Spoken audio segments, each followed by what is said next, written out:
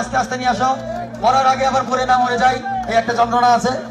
আপনারা দেখছেন যে আপনারা একটু সাইড দেন ভাই, আপনারা একটু দাঁড়িয়ে ভিতরে যান, আস্তে আস্তে ভাই, এত জোরে তোর বুড়ি মানুষ ভাই এভাবে করে নিয়ে যেতে হয় না, বয়স্ক মানুষ আস্তে আস্তে নাও, মরার আগে মেরে ফেলবো নাকি?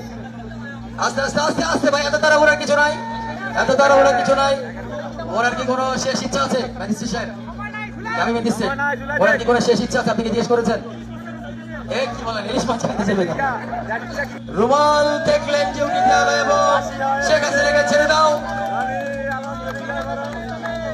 শেখ হাসিনাকে ফাঁসি দেওয়া হলো এবং নড়ানড়ি করছে, ছটফট করছে, শেষ নিঃশ্বাস হয়তো বের হয়ে যাচ্ছে, ছটফট করছে, ছটফট করছে, শেষ নিঃশ্বাসটা বের হয়ে যাচ্ছে মনে হয়।